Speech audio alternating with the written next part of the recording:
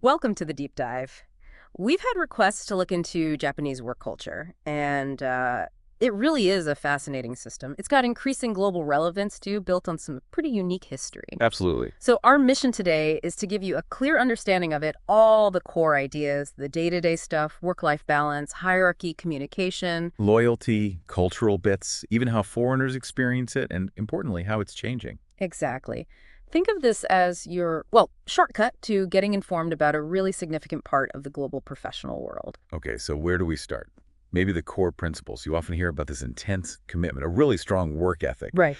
Historically, dedication to a company could really blur the lines between personal and professional life. You know, the term karoshi, death by overwork, tragic as it is, really highlights that deep-seated intensity. It really does. Grim stuff. What else is like fundamental? Well, there's a deep-rooted process orientation, an incredible attention to detail. This meticulousness, it's a big part of the quality often associated with Japanese products. Okay, quality focus. Yeah, but the flip side is it can sometimes lead to, let's say, a more measured pace in decision-making. Slower, maybe. And teamwork that's famously important, isn't it? Oh, absolutely. It's a very collectivist culture, driven by this idea of wa, or harmony. Wow. Harmony, yeah.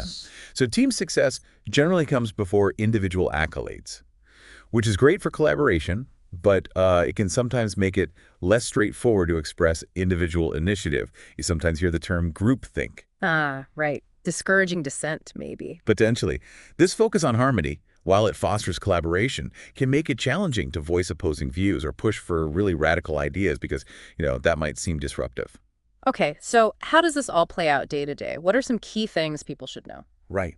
Well, punctuality, it's paramount, not just on time, but arriving a bit early is often expected. Like 5, 10 minutes? Yeah, 5 to 15 usually. And if you are late, a sincere apology is crucial, ideally with some kind of explanation or even proof if possible. Wow, okay. What else? Then there's Meishikukan, Yeah. the business card exchange. It's not just handing over a card. It's a formal ritual. A ritual. Definitely.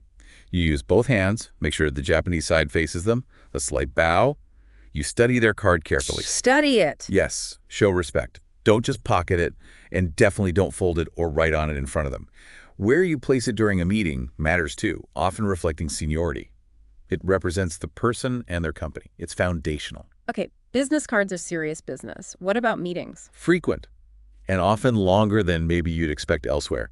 They're for sharing information and, crucially, building consensus. Consensus, right. Seating often reflects the hierarchy, and the speaking order usually follows that. Decision-making is very consensus-driven. You'll hear about Nimawashi. Nimawashi. Think of it like laying the groundwork before the formal meeting, informal chats to get everyone on board beforehand. And then there's the Ringi system. That's a bottom-up proposal circulation, often using a document called a Ringi show and Hanko seals. So pre-meeting agreement and bottom-up proposals. Sounds complex. It can be time-consuming, but the goal is shared ownership. Yeah. Oh, and taking notes is expected. And generally, you avoid direct opposition in the meeting itself. Understood. Formal, consensus-focused, and dress code. Still suits. Typically, yes. Formal and conservative. Dark suits are standard. A well-groomed appearance matters, though there's cool biz in summer, allowing for lighter attire.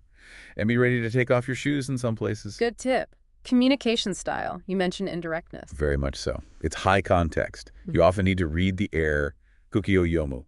Politeness, formal language, keigo or ki. Hey! Honorific language. And there's this distinction between hana, your true feelings, and tatame, the public facade or stance you present. Han and tatame. So what you say isn't always what you mean. Sometimes, yes. Yeah. It's about maintaining harmony in face. Nonverbal cues, bowing, eye contact, silence are also very important. And don't forget nomikai after-work gatherings. They're really important for building relationships. Sounds intense. Okay, what about work-life balance? We hear so much about the long hours. Historically, yes, definitely long hours. But there's been a real push for change recently. Average annual hours have actually come down noticeably. Oh, really? Yeah, from around 1839 in 2000 to about 1626 in 2022, Yeah. especially among younger workers. But overtime is still well ingrained. There's presenteeism being there just to be seen. Ah, right. And we mentioned karoshi. The government introduced the work style reform law to set stricter limits, but service overtime, unpaid extra hours can still happen. So the law helps, but culture persists. But About holidays. You get a minimum of 10 days paid leave after 6 months. increasing up to 20, plus public holidays, about 16 a year, Yeah. and often a year-end break. Right. But paid leave is often underutilized. Cultural pressure, Though since 2019, the government mandates taking at least 5 days. Still, there's often a gap between leave offered and leave actually taken. Interesting. Are companies doing anything else? Yes. Beyond the reform law, you see more flexible work remote flex time, especially post-COVID. Corporate wellness programs are popping up. And there are even discussions about a 4-day work week in some places. So definitely shifting. How does hierarchy and that seniority system fit in now? It's still fundamentally a clear top-down structure. Respect for authority and seniority is deep. Decisions often come from senior management. Does that make it hard to, suggest things upwards? It can. Challenging decisions might be difficult. And the ninkujuretsu, the seniority system where age and tenure heavily influence position and pay, well, it's evolving, but still significant. Older employees generally command more respect. Potentially holding back younger talent? That's a criticism sometimes leveled at it, yeah. Yeah. It might hinder innovation if promotion isn't purely merit-based. Then there's the senpai-kohai relationship. Mentor-mentee. Exactly, a senior guiding a junior. It's crucial for passing on knowledge and company culture, but it also reinforces that hierarchy. And as we said, consensus building via nemawashi and ringi remains vital even within this structure. Okay, let's circle back to communication. It sounds incredibly nuanced. It really is. Verbally, you've got the indirectness, the subtlety, the need to read the air. Politeness, using hikago and honorifics, is non-negotiable. Direct negative feedback is rare, often phrased very ambiguously. So how do you know if someone disagrees? You look for subtle cues, maybe silence or cushion words softening a statement. Active listening is crucial. Non-verbally, it's just as important. Bowing the depth and duration matter. Eye contact is often gentler, less direct than in some Western cultures. Less direct eye contact. Okay. Minimal hand gestures, usually formal body posture. You really need to pay attention to micro-expressions sometimes. Mirroring body language can help build rapport. Wow. Okay, what about the famed company loyalty? Is lifetime employment still a thing? Shushin koyo, lifetime employment, was definitely a major historical practice. Companies hired graduates expecting them to stay until retirement. It fostered immense loyalty and job security, often linked to that seniority system. But that's changing, right? It's much less prevalent since the economic bubble burst. But long-term employment is still significant compared to many places. We are seeing more job hopping, though, especially among younger workers or in specific sectors like tech. Labor shortages are also pushing this. So more movement now? Yes, mid-career hiring is more common. But job security for core employees often remains relatively high. Interestingly, while commitment was traditionally strong, some recent surveys show surprisingly low engagement or satisfaction. Maybe it's obligation rather than pure enthusiasm for some. A generational shift, perhaps, towards work-life balance over pure company loyalty? That seems to be part of it, yes.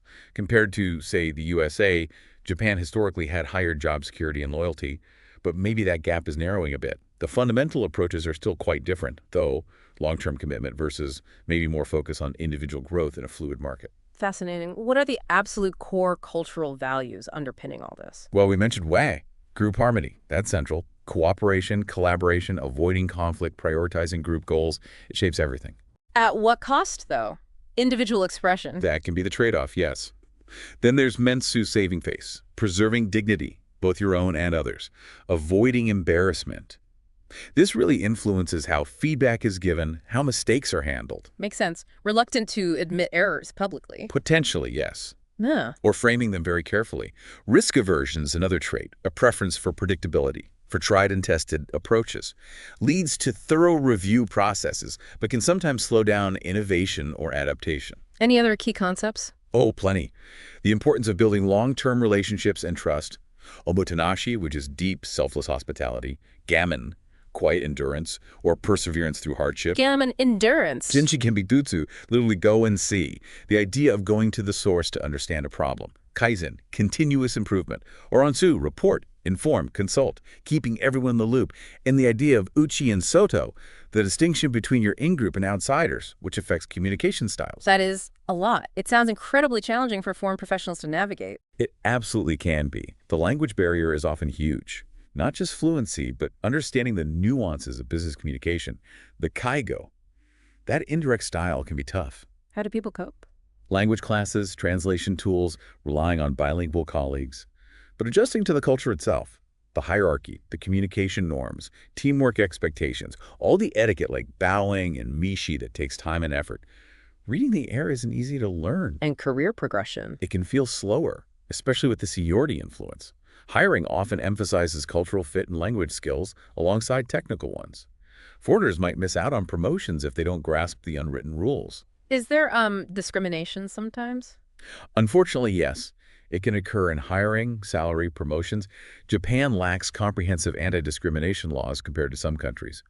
Subtle biases or microaggressions can happen. Even finding housing can sometimes involve discrimination against foreigners. That's tough. And general work expectations. The strong work ethic is expected.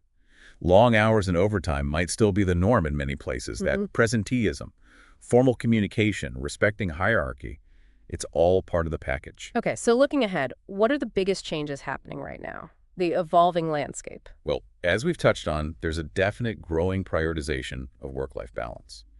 Driven by the younger generation, government nudges, and some companies realizing its importance. Yeah, and flexible work. A huge increase. Remote and hybrid models, FlexTime COVID, really accelerated that trend. Technology's impact is growing to digital tools, AI starting to reshape processes. Even seeing a gradual acceptance of electronic signatures over the traditional paper and Hanko seals. Slowly ditching the stamps. Slowly, yes. There's also growing awareness around diversity, equity, and inclusion, DE&I, government targets for women in leadership roles, efforts for disabled workers, integrating foreign talent. But challenges remain. Big challenges, yes. Achieving true diversity and inclusion and really tackling discrimination effectively still has a way to go. And finally, that increased job hopping. We mentioned younger workers seeking better opportunities, partly due to labor shortages. It's a real contrast to the old lifetime employment ideal. So a real evolution is definitely underway. Okay, to wrap this deep dive up, considering that deep historical emphasis on, law, group harmony, alongside these newer trends pushing towards individual work-life balance and career mobility, what new models of workplace culture might actually emerge in Japan?